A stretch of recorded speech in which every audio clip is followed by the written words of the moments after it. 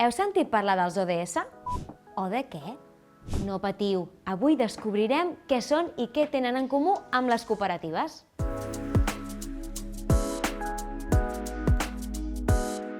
Els ODS són Objectius de Desenvolupament Sostenible.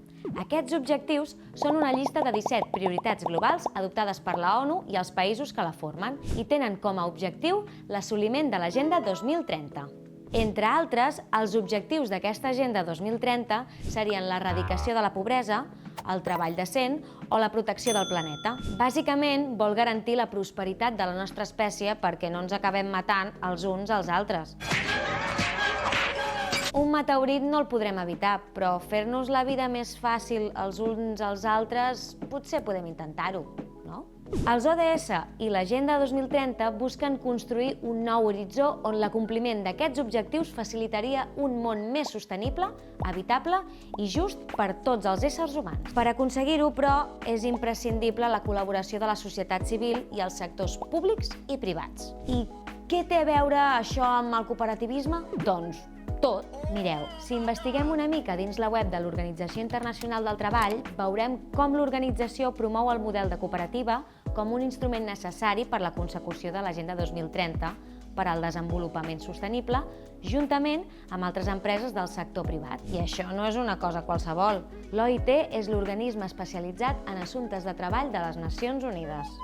De fet, Simel Essim, economista i encarregada de promoure el cooperativisme dins l'Organització Internacional del Treball, diu que les cooperatives exerceixen un paper fonamental en l'assistència sanitària i social, en l'accés als serveis financers i en el subministrament d'aigua i energia en les zones rurals de molts països. A més, contribueixen a les relacions comercials i cadenes de valor més inclusives i equitatives a través de l'exercici de formes alternatives de comerç, com el comerç just. També afavoreixen el desenvolupament d'una economia amb baixa emissió de carboni gràcies a enfocaments innovadors. Si bé hi ha infinits exemples de cooperatives que contribueixen en l'Agenda 2030, us apuntaré ara alguns de talla internacional. Per exemple, a l'Índia, un dels països amb més precarietat i pobresa, trobem la cooperativa SEWA, una associació de cooperatives de dones de diversos sectors on les dones són les mateixes propietàries de la seva feina. Gràcies a aquesta associació, milers de dones han trobat mitjans de vida decents,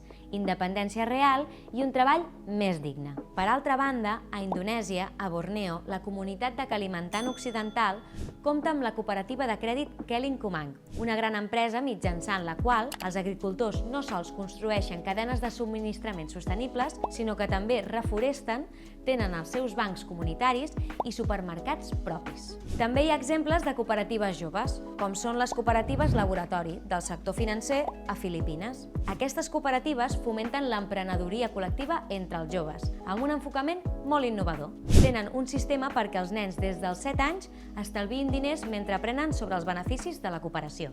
I és que el moviment cooperatiu va ser el primer grup d'empreses a escala mundial que va ser reconegut per l'ONU per la seva contribució als ODS. Bé, encara queden uns anys pel 2030. No sé si aconseguirem complir tots els ODS, però com a mínim lluitem per fer possible un món més cooperatiu, més just i més sostenible.